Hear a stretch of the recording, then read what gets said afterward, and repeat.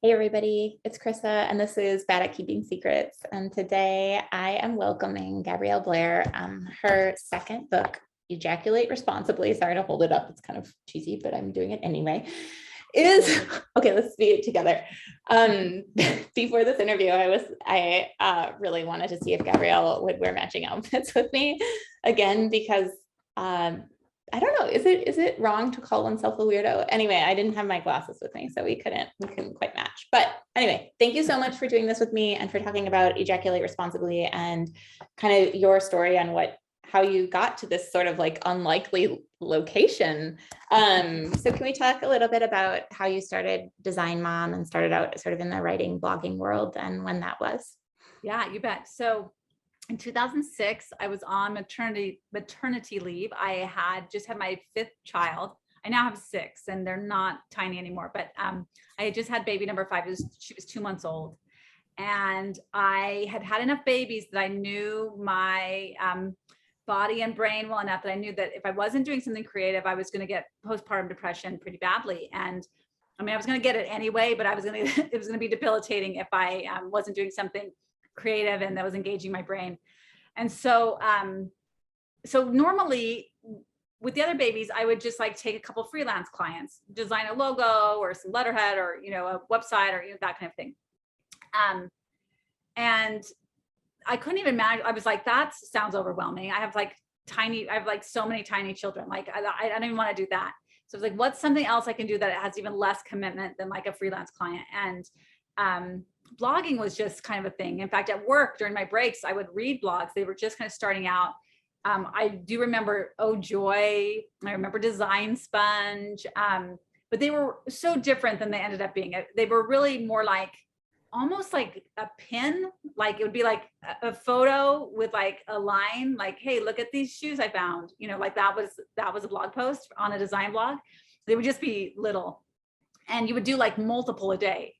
Anyway, so, and then there were like writing blogs and they didn't really have any visuals and they were just like personal essays, and I loved it all. And so like, maybe I could do a blog, and because then I could just, do it from home and there's no pressure. And if it doesn't work out, it's still just an outlet for me. I did not think of myself as a writer at all. I was an art director in New York. I had studied graphic design. So I was like, oh, I called it Design Mom because I was like, my life was all about design and about parenthood. So like, this was this great intersection for me. In fact, the tagline was the intersection of design and parenting. And what I found pretty quickly is that, and I didn't know this going in, but I found pretty quickly that that intersection really allowed me to write about anything I wanted to. If I wanted to write about current events, I could. If I wanted to write about something cute I found for the kids, I could. If I wanted to, complain about something frustrating about motherhood, I could. Like it just allowed me to kind of write about anything. And I did. I just started writing about whatever was on my mind. Again, small, short blog posts multiple times a day. It was this kind of different world, pre-Instagram, pre-Facebook. It was pre all that. But I loved it. I loved it so much. And it changed motherhood for me. So I had already been a mother at that point for 9 years, I think. And so I already felt pretty experienced at it. Am I doing that math right? Yeah, I think it was about 9 years. Anyway, and one thing that I had always noticed about motherhood that drove me crazy is just, I couldn't find validation there. And I love validation.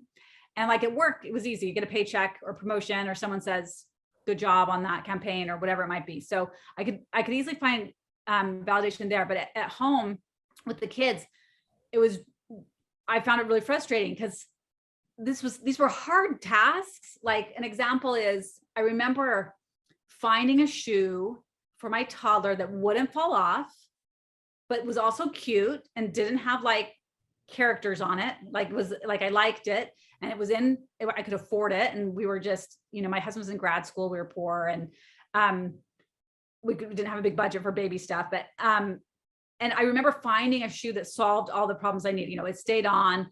It was the same, a good price range, a good looking, all those things. And knowing I had accomplished something that was great and was going to be a great thing for my family, and I was happy about it. No one says good job. Like they don't know or care, right? And then with blogging, that changed. Now I throw those shoes online And maybe I do a link, but online shopping wasn't even that intense then. So maybe there's not even a link. Maybe I'm just saying you can find it at Target, you know, like, and they can't even shop online. And now I've got comments, 5 or 10 from other moms going, oh, my kid's the exact same age. That's so good to know. Thank you so much. And like this work I had done, this thing I had accomplished is now benefiting lots of people. And I'm getting that validation that I crave. So for me, blogging was amazing. I loved it. It just changed everything. And made me really not just enjoy motherhood more, but like engage in motherhood more. Now I had these other reasons to engage and to pay attention and to notice things about motherhood and about what parenting was like that I hadn't had before. So I really loved that. And then blogging changed as social media came on the scene. That's where you would do like short things, and blogging became longer form, and people would start, even design bloggers started writing longer thoughts about, someone's new collection or why they chose wallpaper or definitely don't choose wallpaper or whatever it is. And these became kind of longer form blog posts. And I started developing more as a writer, and I enjoyed writing, but I feel like it's only, I've been blogging for 16 years and maybe have called myself a writer for 2 years. I still have a hard time. I guess I have a picture in my head of what a writer is, and it's a novelist, and they're tortured, and they're, like trying to get the great American novel out of their head and onto the paper. And that's just not me at all. And so like, I have a hard time being there. Obviously there are other pictures of artists I need to like replace that with, or writers that I need to replace that with. But anyway. What shifted in your brain 2 years ago that you were able to sort of take on that term with confidence? Well, it was this realization that like, oh, I make my money from writing. Like that's, my blog posts are, I write Twitter threads, I write blog posts, I write essays on the newsletter. And like, that's what people are paying me for ultimately. I do a ton of design stuff still via renovation. So many design decisions, so many questions about paint colors and things like that from followers and readers, but I'm not getting paid for it anymore. So I think I just finally said, okay, maybe I should just do this. And being, I'd have Medium, the company, the writing company, the platform reach out to say, hey, will you write this essay, or can we adapt one of your essays, or, and I'm like, oh, that's paid writing. I'm being paid to write, Mm-hmm. So I think I just started shifting there, going, I guess I'm a writer. I don't know. I still clung so tightly. I like the idea of being a designer more, and I really loved that work, and I love that part of me. So it's hard to give that up. And for whatever reason, I feel like you have to say one or the other. Like I can't really, it's weird just for whatever reason in my brain to be like, I'm a writer and a designer. Like no one wants to hear that. Just like pick something. There's so many sort of constellations to personality, and it feels really limiting to have to choose one or to choose the appropriate one for any particular context. So coming back to sort of ejaculate responsibly, it sort of came out of this Twitter thread that you had in 2016. Can you kind of talk a little bit about the original sort of seed in your maybe gut for having this conversation? Yeah. So I probably told you 2016, but it's actually 2018. So sorry, I gave you the wrong date. But so 2018, early in the year, sometime around then, I don't remember which month it was, but I had read something about abortion. I was reading abortion statistics. I'm sure I had just read some tweet, and it led me to some research, and I was just checking it out. And the number of abortions each year surprised me. I never thought to look them up. Wait, can you tell us how it surprised you, or do you remember what they were? Yeah, it was higher than I expected. Oh, really? Again, I never looked it up. I don't know what number. There wasn't like a number in my head, but it was just like, oh, I didn't know there were that many abortions each year. I just didn't know. I hadn't really, again, I wasn't worried about abortions. However many abortions that were happening was fine with me. So I had never really studied it. So I'm looking at this number and going, that's higher than I would have expected. And my brain went to problem solving mode. Like, well, why would that be? And that's just how my brain works. And so immediately, I felt like I understood immediately why. And at least for me, it was just this light bulb moment, like, oh, I know why.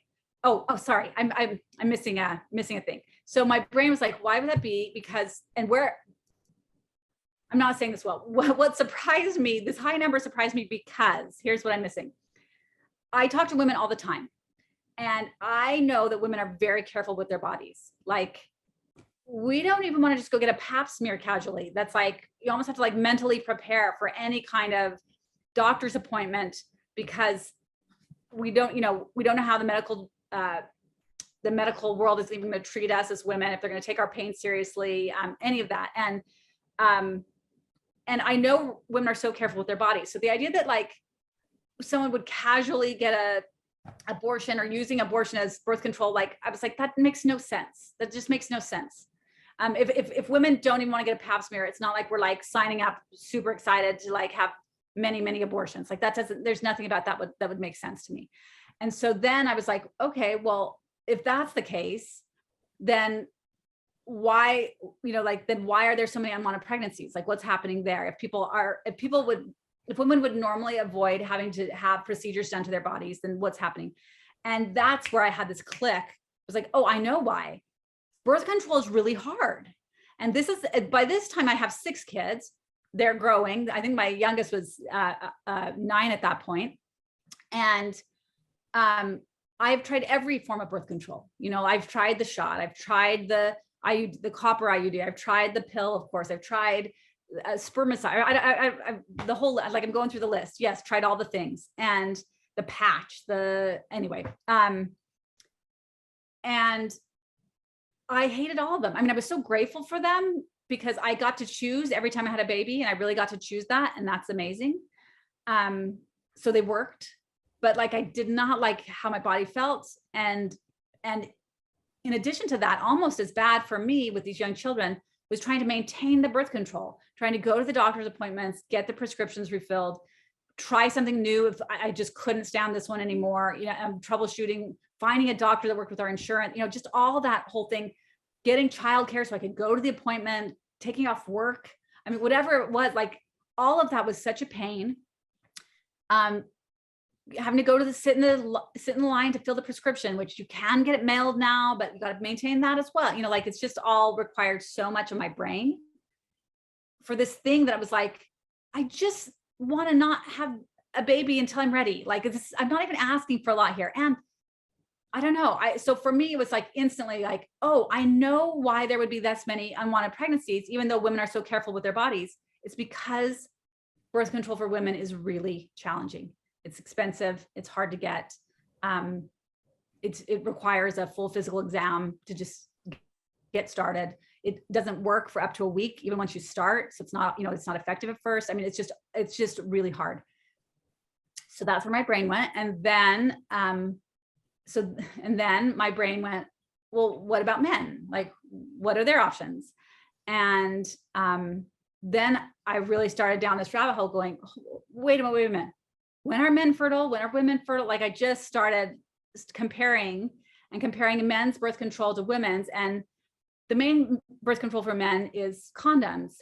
And condoms are these miracle workers, right? They're amazing. And we have these horrible myths about them and horrible and really damaging stigmas around condoms. But as I'm sitting there thinking about them, I'm like, oh, they are the exact opposite of women's birth control. You can get them 24 hours a day. They're inexpensive. Every single state has programs for free condoms. You can get them for free with very little effort. You can drop by any clinic on any campus and get them for free. They can be stored for years. There's a bunch of different materials. If you have allergies or, things like, there's different sizes. You can find what fits. You can get different, flavors and colors and whatever like this. You can find exactly what works for you. Troubleshooting does not require a doctor. There's no physical exam. You don't have to get permission from your parents. Like a teenager couldn't just show up at the doctor. It has to get permission. It just was like the exact opposite of women's birth control. And so then I'm like, then why in the world aren't men just using a condom every single time? There would be no abortions. Like just use a condom. And of course, then I'm like, well, I know why that too. Men don't like condoms. And it's this thing that's like part of our society. Like we all just have said, yep, yeah, men just don't like condoms. And of course, I started diving into that and have since learned and heard from thousands and thousands of men. They're like, oh, condoms are fine.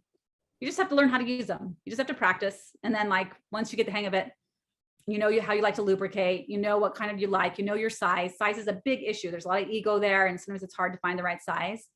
But like once you find it, like condom, sex with condom, sex without condom, they don't care. It's fine.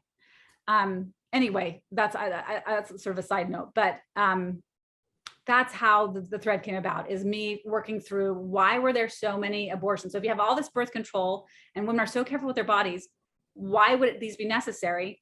And then I was like, oh, because birth control is hard and because men refuse to wear condoms. Like that's where my brain went. So then I wrote this all out.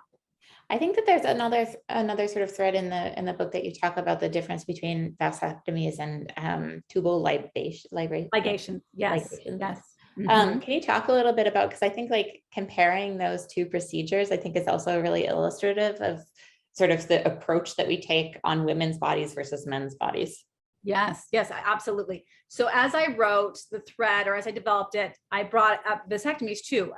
I'm familiar with vasectomies because my husband has one, and it was the greatest thing that ever happened to me, right? Like I loved it. All of a sudden, I didn't have to do these hormonal things every day, absorb these hormones. And it was great. And it was improved our sex life. It took this huge burden off of us. It was great.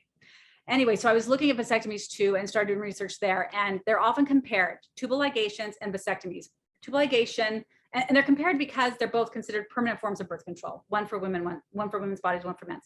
And so they're compared a lot, but one's far riskier than the other. So a tuballigation, they cut your tube and either sear it, like burn it, or clamp it, or cut it, or I mean, there's like 20 different things they can do to it, so the egg can't get to the uterus. In order to do so, they have to cut through your abdomen, through the wall of your abdomen, and it's considered a minor surgery compared to, open heart surgery or something like that. But it still presents a huge risk for infection, and it's a serious thing. I think you talked. Oh, sorry to interrupt you, but I think you had talked about how many people have died or had complications with that versus a vasectomy. I can't remember the statistics. Do you remember them off the top of your head? Well, I will look. I don't remember off the top of my head, but I will look them up really quickly because I have my book right here. So I'm looking for tuballigations and let me find the right chapter. There it is, number 8. While you're looking for it, I have an anecdotal story in that my father had a vasectomy 4 times. Because it didn't take. Yeah. Or you would just get him reversed because he wanted to have a baby. No, because it didn't take. It didn't take. Isn't that hilarious? That's crazy. I've never heard that before. I've never heard of anybody else. 4 times. Yes. That must have been very frustrating. I mean, I don't know. He doesn't complain about it. I think it's like kind of a point of pride in a weird way. I'm sure he would love it that I'm sharing this. But anyway, did you find the spot? Okay, I'm in the chapter. It's chapter 8. Vasectomies are less risky than tuballigations. Let me see if I can find that exact thing. So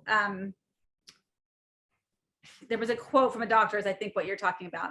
So here's a quote from a doctor that I talked to. So I do anesthesia for a living, done it for hundreds of tubals, I'm sure. I often think, WTF is wrong with the husband? Except when part of a C-section, tubals should be rare. Vasectomies are cheap, low pain, extremely safe, and highly effective. Why are tubals also a burden that women must carry? An additional point, there has never been a documented death from a vasectomy. However, many women have died from anesthetic or surgical complications from a tubal ligation. I think that's probably what you're referring to. Yes. And it is super true. And interestingly, there are far more tubal ligations performed than vasectomies. And it's the same or a related stigma to the condom thing. Men feel like they're going to enjoy sex less if they get a vasectomy. They're worried their erection won't be the same, that their orgasm won't be the same, that it just won't feel the same. It will, like you can talk to any urologist, you can talk to anyone that's had one, and it doesn't interrupt your sex life like that at all. And in fact, it can improve it.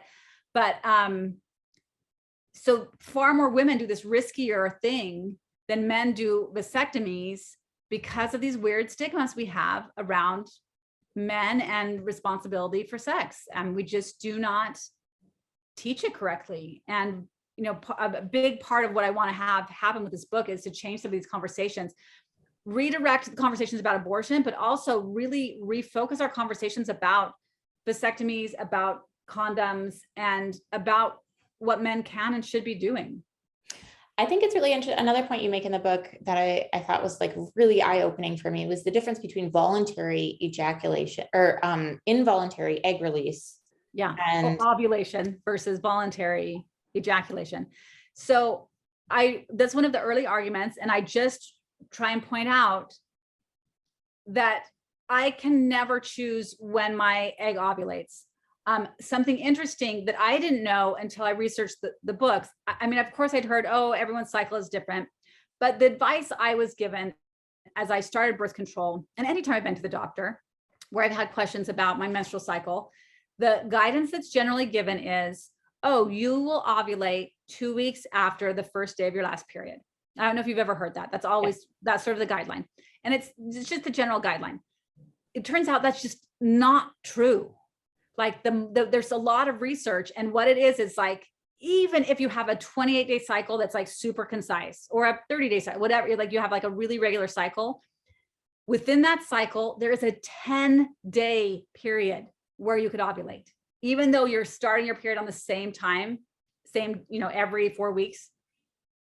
It can vary by 10 days, the actual ovulation day. You cannot predict it. You cannot control it. And it's really, your egg is really only fertile for 12 to 24 hours. We like to say 2 days because it might, you know, like start on Tuesday afternoon and then end on Wednesday afternoon. So it's like, oh, okay, it's 2 days, but really it's 12 to 24 hours. And that's it. So we have this entire industry, an $8 billion industry of birth control. And the entire thing is aimed at trying to control this 24-hour window of fertility that we cannot predict or control. So this whole thing is aimed at that. And it completely ignores men's fertility, which is super predictable, super controllable. So it's highly predictable, meaning fertile men are fertile every single hour of every single day of their life. That's just it. So you always know when they're fertile. You never have to guess. With women, you're always guessing. With men, you never have to guess. Beyond that, now I lost my train of thought. I was like on a roll. Let's see. So we're talking about that men, that it's totally voluntary. So not only is their fertility predictable, they can control when they ejaculate. They get to decide if they're going to ejaculate that day or not, or multiple times a day. They get to choose when they release their sperm. I never get to choose when I release my egg. I will never get to choose that. They always get to choose when they release their sperm. And that's this huge difference. And it makes it really clear that one person is causing pregnancy, the other person is being impregnated, one person is causing pregnancy, and it's the person producing sperm. And that's not an attack on men. This is a biological fact. If you're ejaculating sperm into a vagina, you risk impregnating. Now, most of the time a woman has sex, she can't get pregnant, period, most of the time. But every time a man has sex, he's risking impregnating someone. It's really baffling after hearing you speak that any of us have ever gotten pregnant. I mean, like just all the things that have to be in exact alignment for it to work. I mean, just on like a surface level is just like, wow. Yeah. But sort of, I think, can we talk a little bit about how, I don't know if you probably get this question a lot about being a person of sort of having a religious background in sort of the sphere of the conversation on abortion, how you sort of reconcile or what excites you about being in this conversation. And do you find that being Mormon, what's the Mormon sort of stance on abortion compared to yours? Sorry, that was like 6 questions. No, it's great. So the Mormon stance on abortion is, I say it as pro-legal abortion, meaning they want there to be abortion exceptions if they think it's called for. If there was incest or rape, or the woman's health is not great, or mental health or physical health, whatever it is. So they want there to be abortions when they deem it appropriate, which is a pro-legal abortion stance, because you can't have those exceptions if you don't have legal abortion. Like that's just a fact. So that's how I would describe the church's stance. I have no problems being a pro-choice Mormon. I don't see that as a conflict at all.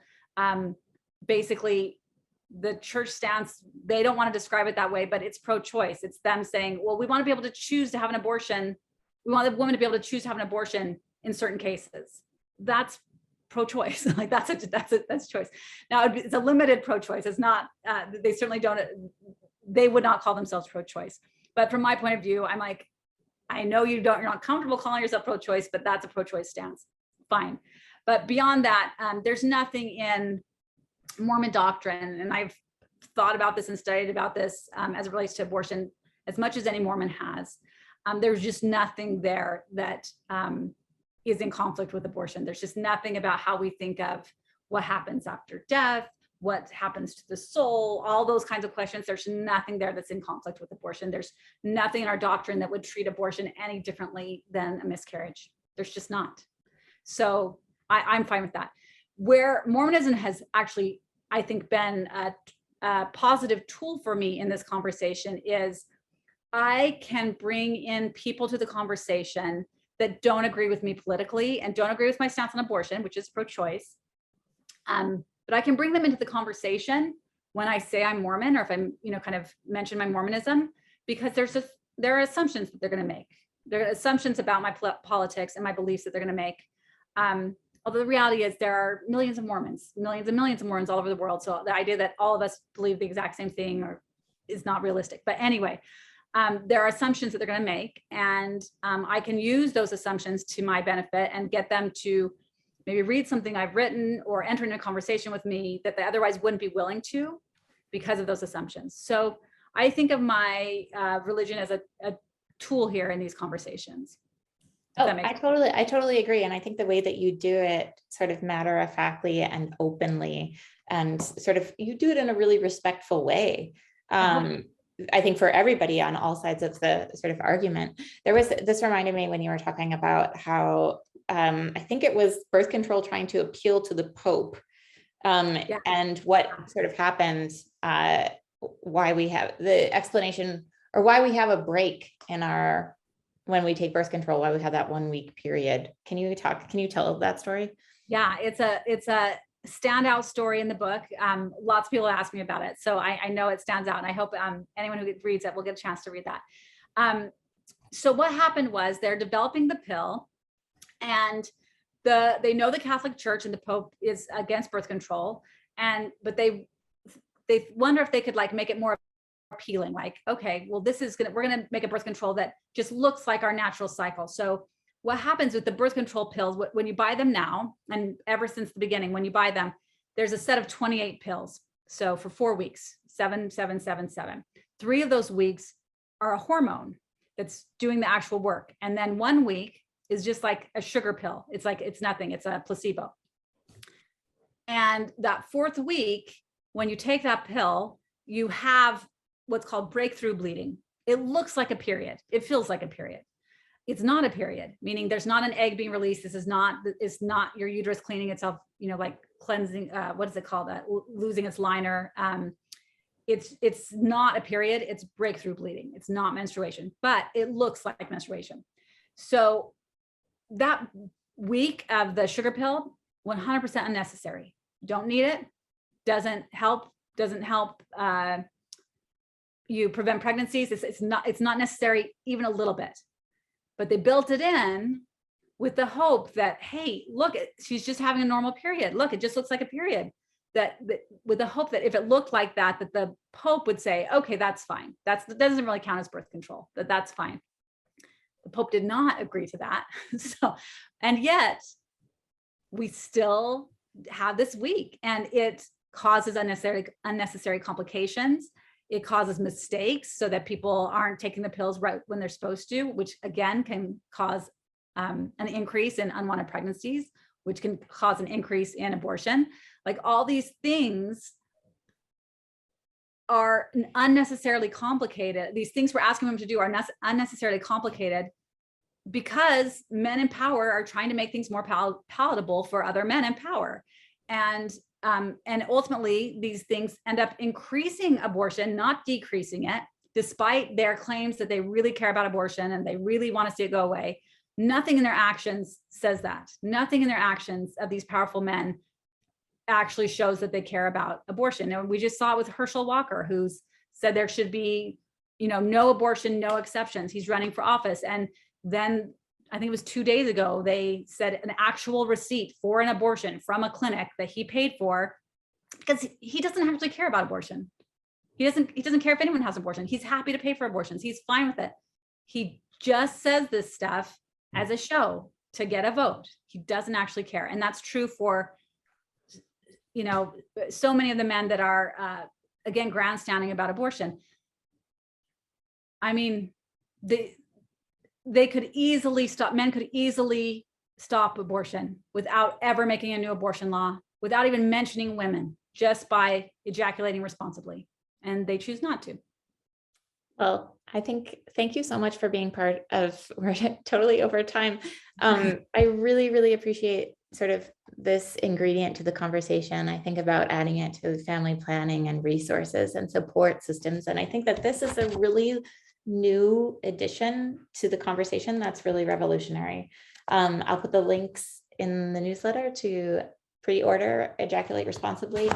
Gabrielle, thank you so much. Best of luck with this release. And I know that anyone who receives this book definitely, it will definitely change the way you think. Well, thank you. I hope it's so widely talked about. I really do want it to affect conversation. So keep it on your nightstand, keep it in a purse, hand it to the next person you see, like pass it around and let people talk about this and think about this. It's really important. Take care. Thank you, Krista. Thank you so much. Bye. Bye-bye.